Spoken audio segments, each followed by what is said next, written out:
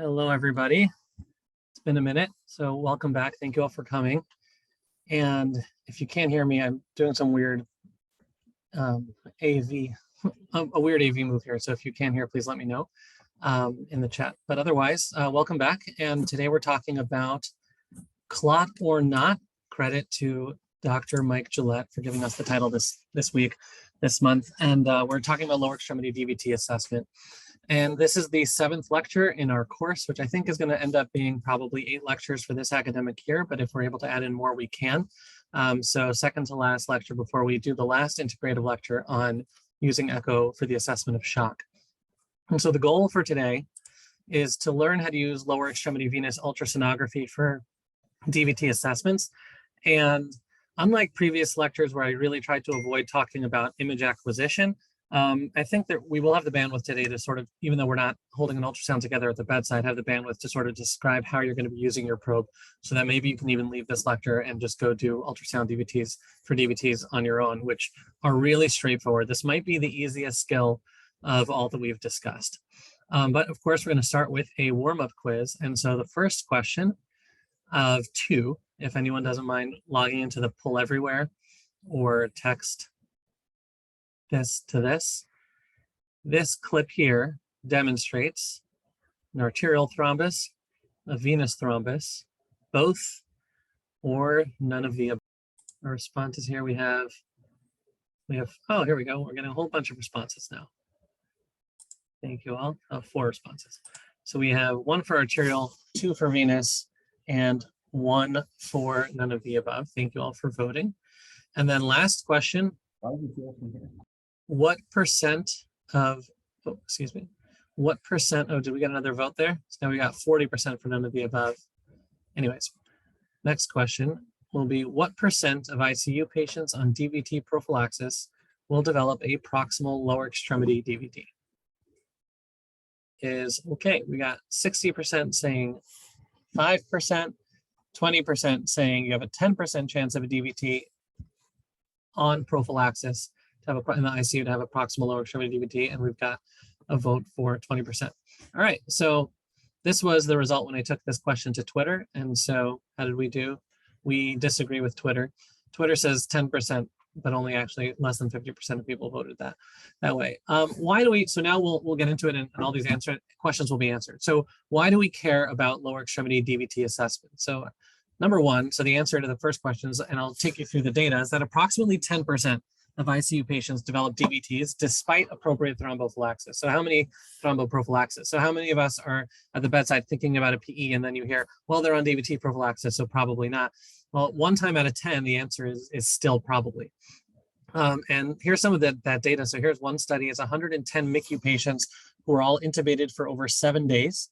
Every single one of them were on prophylaxis. This does include, and all these studies will include a subpopulation where they had bleeding risk and couldn't be put on pharmacologic prophylaxis. So they were on SCDs, but they were on guideline recommended prophylaxis for DVTs.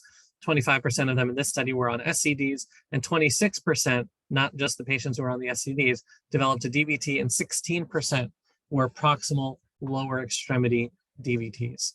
Here's another study. This was 261 patients in a med-surg ICU who were expected to stay for over 48 hours. All of them were on prophylaxis. In this case, only 7% were on SCDs. The rest were all pharmacologic. And the incidence of a proximal lower extremity DVT during their hospitalization, 10%. And you can see most of them were within the first week or 2. Next patient, next study, 113 patients with sepsis or septic shock, all on prophylaxis. I don't think the study specified how many of them were on SCDs. 37% of these patients had DVT. Again, around 10% had a proximal lower extremity DVT.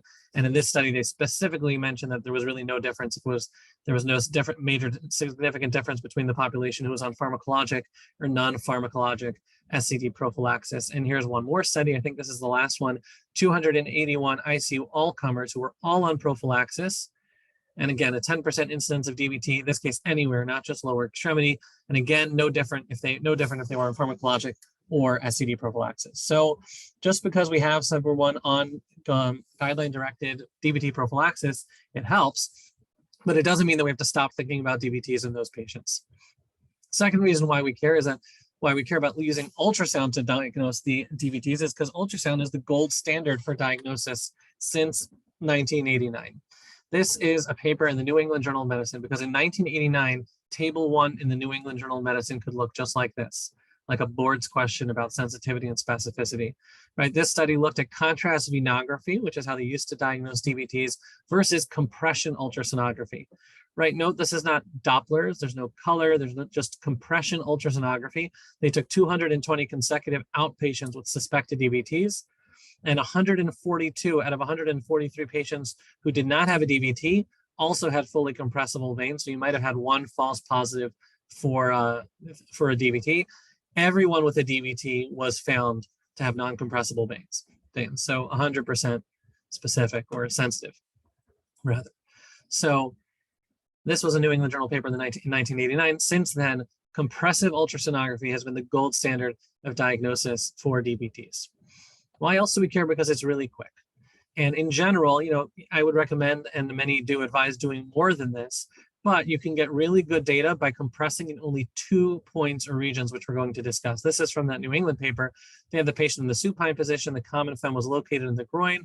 Femoral artery used as a reference point. They looked at the artery and vein. The popliteal vein was located in the popliteal fossa, both veins. They were looking at the femoral vein in one spot, and they were looking at the popliteal vein in another spot on each leg, and that was it. So you're not needing to do an entire length of the entire leg on both sides in order to get good bang for your buck on doing a DVT exam. And here's another paper that's sort of suggesting that 2-point ultrasound can be helpful. This study showed that 2-point whole and whole leg strategies were equivalent for the management of symptomatic patients with a suspected DVT. And we'll talk to you about where those 2 points are. You can learn this quickly too. This is the other reason why you care. This is a study that I think you can take with a grain of salt, but they tried to train ED docs to learn how to do compressive ultrasonography for DVT assessment. All physicians in this study had a 10-minute training session before enrolling patients, right? 10-minute training session. And then in this study, sensitivity and specificity of 2-point compression ultrasonography for DVT was 100% and 99%. So I don't know if 10 minutes is all you need, but maybe. And at least this should demonstrate for you that you can, with very short training, it's a very easy skill that can answer some really powerful questions. It's fast and accurate, as I mentioned, even without color spectral Dopplers. So whether you call them Lennies or lower extremity Dopplers, when you order them formally, you don't need the Dopplers. You can just be doing compressive ultrasonography. And this is a study that showed the accuracy of ultrasonography performed by the physicians versus getting your full formal lower extremity with Dopplers. So this is intensivist performed compression ultrasonography compared with a formal venous sonographic study. And again, the study outcomes were, the sensitivity and specificity were excellent. Here you have a comparison of compression ultrasound with color Doppler for the diagnosis of symptomless post-op DVT. Color Doppler did not increase the detection rate for asymptomatic DVT over compression ultrasound. So it's not recommended as a screening test in this setting. And then obviously this affects management, right? If you find a DVT, you basically need to treat it. And if you suspect a PE, they probably have a PE. And here's another study where venous ultrasound was 97% specific for PE when you suspected a PE, which happens often. You worry about a PE, you can't get a CTA PE, but you do find a DVT, they almost certainly did have a PE. And Wells criteria, which we don't use that, which we don't necessarily always use that often, used a lot in residency, doesn't even include ultrasound for DVT. But you do an ultrasound, you find a DVT, your sensitivity or specificity for PE rather is excellent. And so the reason why you care about learning compressive ultrasonography is because it's easy, it's quick, you could do it much faster than the formal studies you wait for. You can answer questions with great accuracy. So to do this, we should probably review lower extremity vascular anatomy, and so we will. So here's an image of the lower extremity vasculature. So blue, of course, is a vein, red is an artery, and you might remember from anatomy class the acronym NAVAL, nerve, artery, vein. So when you go from lateral to medial, there's a nerve sheath, which we don't often see with the ultrasound, but when you go from lateral to medial, you have a nerve, and then the artery and the vein. So in the left leg also, you'll have vein, artery, nerve, right? Navel always pointing towards the center. So you can remember that depending on whether now remember that when you're doing an ultrasound, and we'll talk about this in a bit, when you're cardiac point, your pointer, your probe pointer is always sort of to the patient's right, right? And so it's going to be pointing, let's say this is the patient's right leg, the pointer is pointing this way. So the artery on the right leg will be to the left of the vein, right? But if you're doing the left leg, the vein will actually, which is more medial, will be to the left of the artery because your ultrasound is still pointing in this to the right of the patient's direction. And so you can actually, if someone is oriented correctly, you can look at an image of a compressive ultrasound clip of a patient's femoral vein and know whether this was left or right-sided. Know whether or not that's terribly important, I'll leave to you, but I'm just pointing that out so that you understand the sort of standard ways that we're visualizing these images. So naval, nerve, artery, vein. And then the other thing to remember is that you have the inguinal ligament, and that's an important anatomical feature because that sort of helps you determine the naming of the vessels. And above the inguinal ligament, we're usually, which is where the external iliac vein lives, we're not usually able to visualize that, right? So we're not going to be able to see the iliac vein. The first vein that you're going to be able to see on compressive ultrasound is the common fem. So you're putting the probe right in the groin crease or the right where you think the inguinal ligament is, and then right below it, if you see a large vein, that's going to be your common femoral vein. And so I wanted to go back up this for just 1 second here. So if we're following down these veins, you have the external iliac vein, it crosses the inguinal ligament. Now you have the common fem. Now coming off the common fem, or rather returning to the common fem, right here is the greater saphenous vein. That's going to be important. Then the common fem continues, right? It doesn't change its name just because the greater saphenous vein has entered. So you have the common fem from the inguinal ligament all the way down here. Sometimes you have these lateral perforating veins shooting off, or again, shooting into the femoral vein, common femoral vein, that's fine. Then a little bit further down, the common fem bifurcates into the deep femoral vein over here, and what used to be called the superficial femoral vein, but is now just called the femoral vein. And it used to be called the superficial femoral vein because relative to the deep femoral vein, it is more superficial. But it got confusing because people used to think that this was a superficial vein anatomically, and therefore if there was a clot in there, you might not need to anticoagulate. But no, it is still a deep vein. It's just not the deep femoral vein. So now we call it femoral vein as opposed to common femoral vein, as opposed to superficial femoral vein. We just call it femoral vein to distinguish it from the deep femoral vein. And then the femoral vein continues, and then until you get into the area right behind the knee, then it becomes the popliteal vein. And when we're talking about 2-point compressive ultrasonography, you'll see that what you really want is the area where the femoral vein and the greater saphenous vein sort of merge. That's an area of maybe turbulent flow or just differences in flow rates, which might be more prone to clotting, and you want to get the popliteal vein. I would recommend also getting the bifurcation of the deep femoral vein and the femoral vein if you're not going to be dragging your probe all the way down. And this will become more clear as we go on. So naval, inguinal ligament, and again, remember the superficial femoral vein is now just the femoral vein. So here is this image that we just went through. Now on this image here, the arteries have been cut away, and it's showing you 5 different cuts where if you were doing, a complete ultrasound, or if you were traveling all the way through the femoral vein, these would be the anatomic landmarks that you can recognize to know where you are, right? So the very first cut is your right below, here's your inguinal ligament, like we saw in the previous image. Right beneath that, you have the common femoral vein right here, right? And it's tracking together with the common femoral artery. And so if you put your probe on the patient, and now we know this is going to be the patient's right leg because the artery is on the left and it's more lateral. So you put your probe on the patient, you're going to get this image, 2 big vessels. The artery is going to be thick and pulsating usually, and the vein might be a little bit wider and thinner, not pulsating. And then if you just continue to drag your probe down, you're going to reach the area where the greater saphenous vein enters. That's over here. And I'll show you this on another slide, this is often referred to as the Mickey Mouse sign, because if you can imagine, and it will be clearer again on the future slide, this could be Mickey Mouse's face, and he has 2 ears. It's not so convincing in this schematic, but it will be shortly. So you put your probe right in the inguinal crease, you move your way down, you see the vein, the common femoral vein and the common femoral artery. You continue moving down, and suddenly you see the greater saphenous vein entering the common fem. And you can compress right there, and if you're able to completely compress, you can rule out a DVT. Then as you continue to move, you sort of ignore the greater saphenous vein, you let it sort of trail off where it's been. You can continue moving down. And what happens is at this level, 2 things, and this is probably one of the lesser important of the locations to identify. But number 1, like I mentioned over here, you can have a lateral perforating vein that sort of perforates off to the side. And what you'll notice is that the superficial femoral artery, or excuse me, the common femoral artery, now itself bifurcates into superficial femoral artery and deep femoral artery. It bifurcates a little bit before the vein is going to do it, just a little bit further down, right? And they haven't changed the name of the superficial femoral artery because no one's run into issues with that yet, I guess. So you have a superficial femoral artery, deep femoral artery. You can see them bifurcating. You know that the bifurcation of the common fem is going to be coming soon.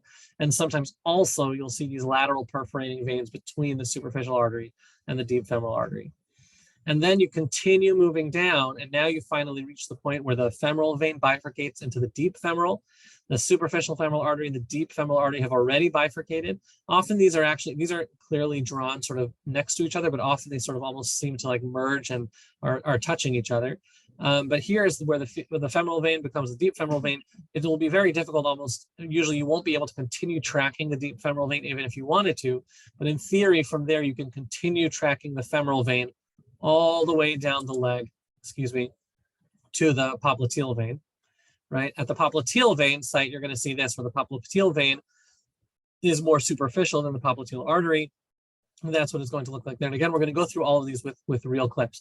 But in practice, right, if you wanted to do 2-point compression ultrasonography, you'll be looking at this number 2, where the greater saphenous is sort of entering the common fem. That's a major site where people are going to get DVTs, and you'll be looking at the popliteal vein. And all this space in between is unlikely to have a DVT if you don't also have a DVT in these two locations. Hi. Sorry about that. On yourself. It's a Sorry, pretty small mute someone. mistake. You don't Don't mind. worry about it too much. All right, I think that worked. Sorry about that. And then the third place, where if you were going to do a third place, in addition to the 2, you might choose this place where the femoral vein is bifurcating the deep femoral vein. There, the turbulent or differences or changes in flow could also precipitate a DVT, so that might be the best place also. But again, you could do just your 2 points. All right, so now I'm going to demonstrate this a little bit more clearly with actual images and clips, going through the same schematics so you can sort of get used to this and hopefully remember the anatomy a little bit more memorably. We'll talk about some common pitfalls as we go, and then at the end, we'll just have a couple of cases, and hopefully we'll have time for questions. It shouldn't take our full hour. So here, you can see us doing the very first image. So this is an image that I stole from this website. And this ultrasonographer has the vascular probe. I guess it's good to mention we're using the vascular probe, and it's right by the inguinal ligament. And the probe marker is to the patient's right, off to the sonographer's left. And at this point, they're going to be right here. They're going to be seeing the common femoral vein and the common femoral artery. And so if we play this clip here, large vein, artery, it's a little bit more circular. You can't see it necessarily pulsating so well on this clip. And what the sonographer is doing is compressing this vein entirely. And you can see it completely collapsing. There's no areas that are open even off to the side. It completely collapses. No DVT at this site. It's important to mention that just seeing that it's dark and black does not rule out a DVT. Very often in early clot, it doesn't yet have all the fibrin deposition. It's not yet as echogenic. So you really do have to actually compress the vein in order to make sure that it fully compresses, because if it doesn't, even if you can't see clot, there still would be clot. You would call that a positive finding for a DVT. And it's that simple. So that's where your ultrasound marker is. That's where your ultrasound probe is. You found the common femoral vein and the common femoral artery. And then you just continue to follow this vein. You just drag the ultrasound marker down, and you end up at the next location, at the common femoral artery, common femoral vein. But here, up here, and maybe now you're seeing Mickey Mouse a little bit more clearly, maybe now even more clearly, you're able to see the superficial femoral vein sort of entering the common femoral vein. And again, you can compress at this spot, and this would be the first point where you would compress for 2-point compressive ultrasonography. And if there was a clot, you would not be able to just completely obliterate these veins. Notice that the artery is not completely obliterated, but you're still able to completely obliterate the veins. And now you just continue. Now you can, if you wanted to just do your 2 points, you can stop here and skip to step number 5 and just look at the popliteal vein. But in the interest of completion, I'm just going to walk you through what the full exam would look like. So you continue to track the common femoral vein. So let the superficial femoral vein fall away, and then you move further down. And now look where this ultrasonographer is on the leg, right? They've moved pretty far down from the inguinal ligament. So you can imagine that it takes some skill. It's not that difficult, but it takes some skill to sort of track this all the way down, which is why it is simpler to sort of just stop there and skip and move to the popliteal vein. Also notice I didn't point out that the patient is in this sort of frog leg position, and that's the ideal position when you're doing ultrasonography of the lower extremity. So look at this clip over here. Here, again, you've followed your common femoral vein. It's starting to get a little smaller. And look over here, and now you can tell it a little bit more clearly. This here is the superficial femoral artery, because the femoral artery, the common femoral artery, has now bifurcated into the superficial femoral artery and the deep femoral artery. The common femoral vein is about to bifurcate, but it hasn't yet, but it has shot off or has received a perforating vein, and it's perforating between the two arteries, and it's entering the vein. This is not a particularly important place to compress. You should, if you find it, if you're doing a complete, I guess this is also the time to say that if you're going to be scanning all the way down the leg, then every couple of centimeters, you should just be compressing and make sure that there's no clot. But the purpose of finding this anatomic landmark is also to know that you're about to find the next one. And the next one is right here. So here, and this is a little bit more perhaps difficult to see, but here is where the where the common femoral vein now finally bifurcates into the just the femoral vein, and now the deep femoral vein. So this here is your superficial femoral artery. I'm gonna pause this for a second, right? Down here, I believe, unless this is a mirror artifact, but I don't think so. Down here is your deep femoral artery. It's gone a little deeper than you realize, and it's hard to see. The common femoral vein has now bifurcated. So this is the femoral vein, previously superficial femoral vein. This is the deep femoral vein, and this is their area of bifurcation. And if you go any further, if you continue tracking down the leg, this is going to get lost as well. You'll only be able to follow now just this femoral vein. And if you wanted to do 3-point compressive ultrasonography, this would be a really good place to compress as well, because again, there's a merging of two pretty large veins. That's a site where DVTs tend to accumulate, tend to pile up. So if you look this on repeat now, I think you're seeing the superficial femoral artery over here. You're getting a whiff of the deep femoral artery down here. But most importantly, you're seeing the femoral vein and the deep femoral vein as they've bifurcated. And then finally, look at where your probe is when you're doing a popliteal, right? You're putting the probe right up. So the patient is still in a frog leg position. If they weren't, or if you have to move them, you can also just put their knees up. The idea is to get the ultrasound probe directly behind the knee. And as you see here, the popliteal vein is generally above the popliteal artery. And if you're able to fully compress the vein, you have again ruled out a DVT. For the purists amongst us, it's the popliteal vein you can recognize is actually not anterior to the artery. It's posterior because you're visualizing from the back. Sometimes that gets confusing in some of the papers when people talk about the popliteal vein anatomy. So it's just something helpful to keep in mind if you're going to be reading about it. So as I mentioned, some of the pearls here, when you're finding a DVT, you want the patient in the frog leg position. You need to know where you are and your anatomy. If you compress too hard, you won't find the vein. So I didn't mention that, but sometimes when you're putting your probe for the first time in a patient's right below the patient's inguinal ligament, and you could be pushing in so hard that you're already compressing the vein entirely, and you'll have trouble finding it. So that's just something important to remember. If you're having trouble finding the vein and you're nervous and you're pushing hard and you're compressing, the patient has like a questionable PE as maybe peri-arrest, and you're doing things quickly, remember to sort of relax your hand, because the veins could be extremely collapsible.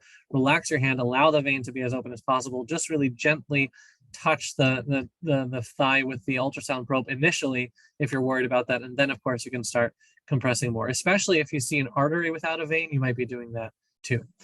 And when you're ready to compress, some people do the opposite. Some people just don't compress enough and just push down and say, look, I'm not able to fully compress. So one way to make sure that you're fully compressing is remember that every single one of these veins travels with an artery. Make sure you're at least compressing the artery a little bit to demonstrate that you're putting in enough pressure, to know that you're putting in enough pressure in order to rule out a DVT or rule in a DVT. And again, as I mentioned, you don't need to see echogenic material to call a DVT. And now we're ready for some cases, and hopefully we'll be able to end early. Let me see. I'm going to ask if there are any brave volunteers. I'm going to show you the following case, and if there's no volunteers, I might cold call on someone. If you might be able to tell us what vessels you're seeing and what pathology we're seeing, especially if any fellows are on the call, don't mind piping up. Questions might get harder, so you might want to speak up now. You might not.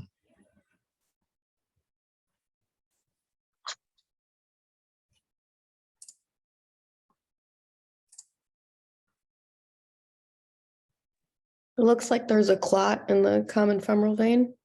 Yeah, all right, two birds with one stone. Thank you.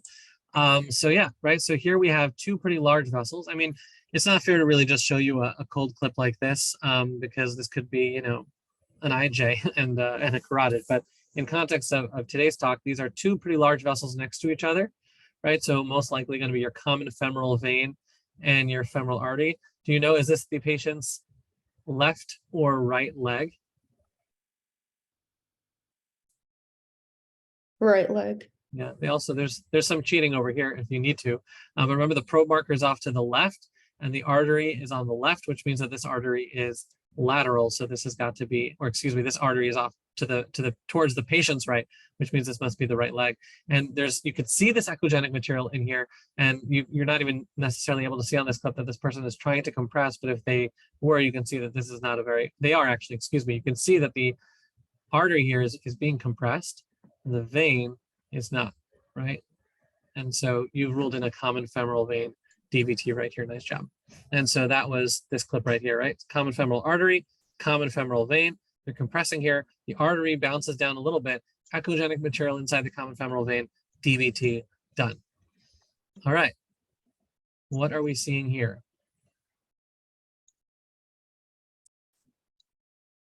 Is it where the greater saphenous is entering? And there's also a clot. Yeah, exactly. So it might be hard to see. Thank you. So exactly, there's this mouse on this clip that's pointing to something, right? But you can't actually see the greater saphenous vein here because it's filled with this huge clot. But here you have an artery. You can see some sort of pulsation, especially with the color Doppler. You have a large vessel next to it. And then you would have a vessel here, which would be your Mickey Mouse sign. This would be your greater saphenous vein entering. As I mentioned, that junction is a site where many clots can occur.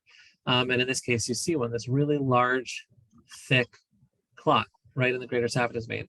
And when you're learning to do these at the bedside, this clip, this spot is just, you know, centimeters below the previous spot over here that we showed you. So when you're doing your like single point compression, you'll probably inadvertently be getting both the common fem and also, though, you should be making sure that you're getting the greater saphenous vein. So this is where we are in our schematic. I'm not necessarily going to be doing all these questions in order for whoever might answer the next question.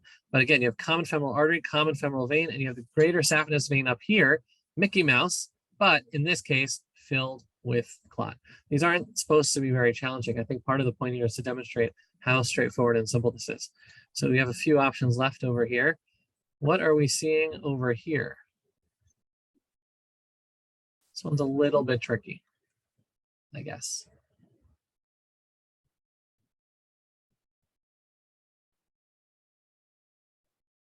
Well, I guess instead of asking where this is, because I don't think that's really a fair question, I will ask if anyone knows what we're seeing. Or maybe, actually, I'll first tell you that this is the popliteal area, which you might be able to tell because you have the vessels one on top of the other. The reason why I think it's not fair is because as you get a little bit further down the femoral vein, you know, and they start bifurcating, they also sort of align longitudinally or vertically like this. So that's not a fair question. So if I were to tell you that these were the popliteal vessels, now can you tell me, does this patient have a DVT or not?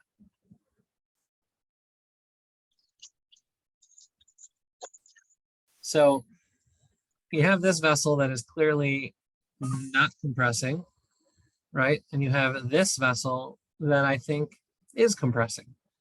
So the real question. There's some comments in the chat. Oh, thank you. Oh, so we got one vote for no and we got one vote for yeah. Thank you, Kai. Sorry, I'm not savvy enough. Oh, and I see your thank you for your comment as well. So the real question here is, and this is why this is, I think, a tricky question, right? This is not compressing, and this on the bottom, this vessel on the bottom is compressing. So what you really need to know is which is a vein and which is an artery, right? If this is an artery and it's not compressing, and this, which arteries tend to not, and this is a vein, then you don't have a DVT. But the popliteal vein is more, and not anterior, but superficial, or at least closer to your probe, right? So this is the popliteal vein, and this is the popliteal artery. And it's a grainy image, so it's hard to tell that this is something that's compressing, but this is someone who's compressing that artery so hard that it's collapsing, and the vein that's on top of it is still not budging. And even though you don't see echogenic material, some of that here might not be that it's new, but it might just also be part of the grainy or the gain on this image. right? That it might be just difficult to tell whether or not there's something in there, but it's not compressing. So this is a DVT. This is a popliteal vein DVT, because it's not compressing and because you know that it's the popliteal vein because it's closer to your probe. So again, you put your probe in the patient into the in the back of behind the patient's knee. Vein will be on top, vein on top, artery on bottom. In this case, this vein was not collapsing at all, and this artery was completely collapsing. That's how hard they were pushing, but still couldn't get a DVT. Still couldn't get collapse. All right, this was the case that we started with. This was the pop quiz question, and so I asked people to comment whether or not this was an arterial clot, a DVT, or both, or none of the above, and we got varied answers on our poll. Anyone willing to comment in the chat about what you think you're seeing here? So it's got the color is showing that there's some sort of blood flowing through this area. Doesn't seem to be very clean, right? But one other thing that you might be noticing is as this person is sort of scanning above and below, and almost the vessel sort of disappears, or the seeming vessel disappears, right? Where did that vessel go, right? As they move up and as they move down. It's almost like when you're looking at a lung nodule on a CT scan, right? That looks like an airway, but as you scan above and below, it's gone, and you realize this isn't an airway that's plugged. This is a nodule. Here too, this is not a blood vessel at all. This is a lymph node, a lymph nodule or a lymph node. And lymph nodes can very often look like blood vessels. And when you compress them, they have echogenic material inside, and when you compress them, they don't disappear.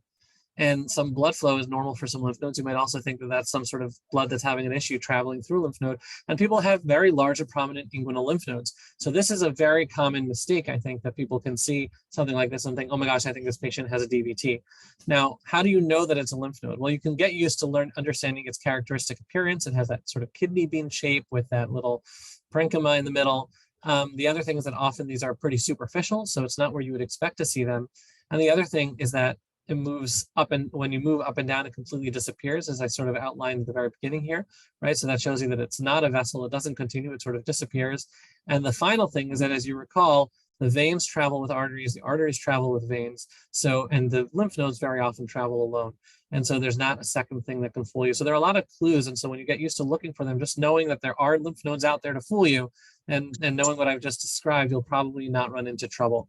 So here we have a lymph node. You can see only one vesicle. It disappears when you're scanning above and below it. It has this characteristic kidney appearance. And that's all I have to say about that. All right. I think this is our second to last case. What have we here?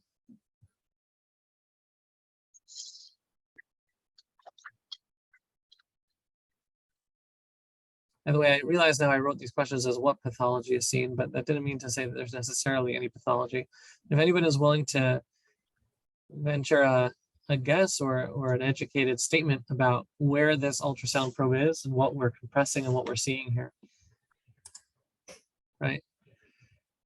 So as you can see, as you're compressing here, this vessel is pulsating and not compressing.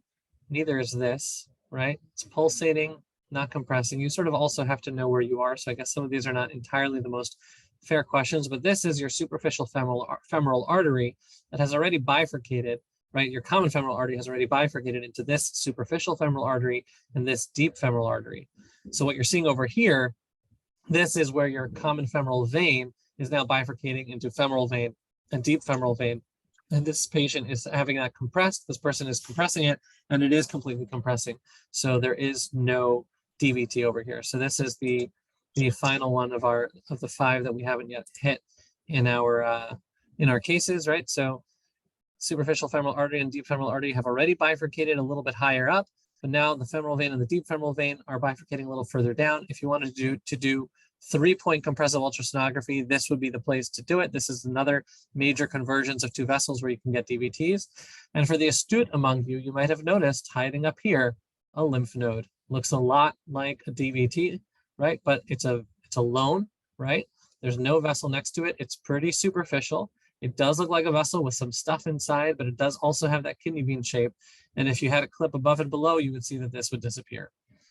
So don't be fooled by our lymph nodes. And then last but not least is this. What is going on here? And I think we can all look at this and see that this is not anything like what we've been talking about before. It's pretty large, it's superficial, it's got all this echogenic material inside, and this is a Baker cyst. And so don't forget when you're getting your popliteal veins that sometimes people will have a Baker cyst, and those can very often be misconstrued as just a large vein that doesn't compress. So use your physical exam skills, know if you have a Baker cyst or not. And if so, don't call a DVT there. And so that, I believe, is the end. And I'm happy to take any questions. Thank you all for coming and for listening.